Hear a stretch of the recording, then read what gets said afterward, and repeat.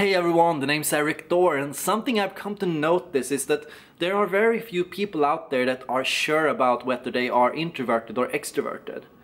And I want to explain why this is the case. Why are we so unsure? Well, truth is, the uncertainty comes from how introversion and extroversion has been portrayed stereotypically in society. Overall, I get the impression it's been the most stereotyped on dichotomy in the world of personality psychology. We have so many broad judgments about what makes a person introverted and extroverted, and the primary stereotype, the most misleading stereotype, is the case of whether people are outgoing or shy. And this is a judgment in itself. You can hear it even in the word shy. It's not a good word. What I've come to notice, even with Jungian definitions state that extroverts are energized by being in their environment, by being around people. And introverts, as it follows, should then be more energized by being on their own. But even this seems very misleading for me.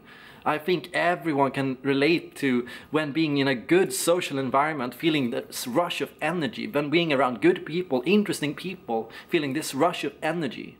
And everyone who is alone, when they find a good book, when they find a good video game, or when they find a good TV show, or when they start getting into their own zone and start thinking about something very fascinating, they can get very energized about this. So energized, I think, has nothing to do with it. But what is it really? What is the core truth behind introversion and extroversion? The core truth, as I've come to find it, has a lot to do with warning receptors in the brain. Yes, warning receptors that signal to you whether you should pursue a cautious, careful, or nuanced and slower processing style, or whether you should choose to pursue a quicker, more reflexive, more instinct-driven, and more broad processing style. And these are instincts that you can experience when you are in an environment around you and you start feeling a little uncertain. It's because your brain has started producing these warning receptors that signal to you to be more careful. But when you feel comfortable in an environment, it produces, of course, fewer of these warning receptors. So overall, introverts produce more of these warning receptors. They are more sensitive to mistakes, to problems, to issues, to problems in their environment. And this uncertainty, this carefulness, makes them pursue a top-down thinking style. Yes, and with top-down I mean that introverts, they start on the inside and then they filter out things in their environment. They narrow down what they look at in their environment. So what you have is somebody who looks at the world through a filter. Introverts are always scanning their environment through a select criteria. What is it in my environment that matches my needs, my thoughts, my values, my logic, my history, my traditions?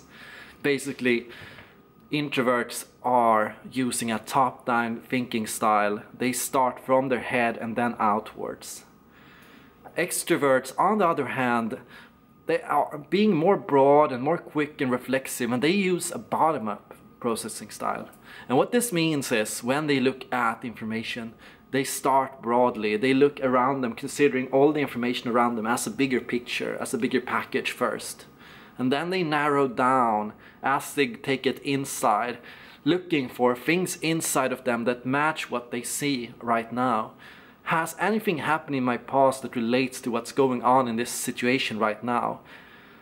This means overall, extroverts are more practical in the environment, in the situation. They are better at accessing relevant information that has something to do with the situation.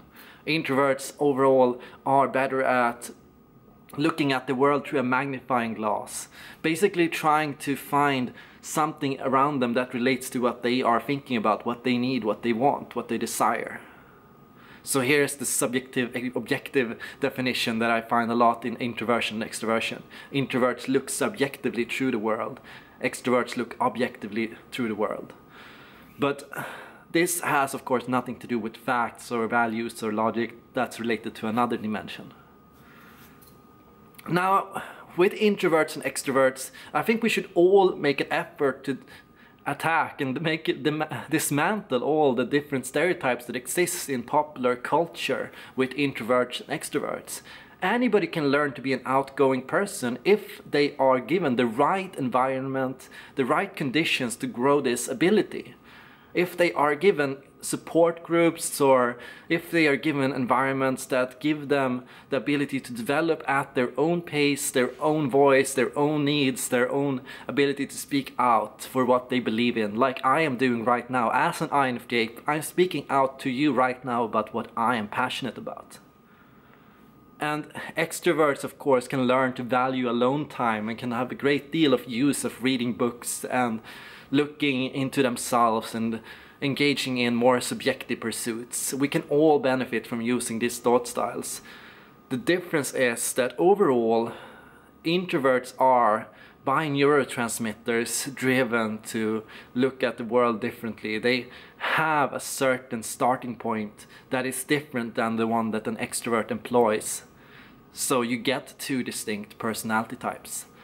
These are my thoughts on introversion and extroversion. What's your opinion? Feel free to share it in a comment down below. Thank you all for watching.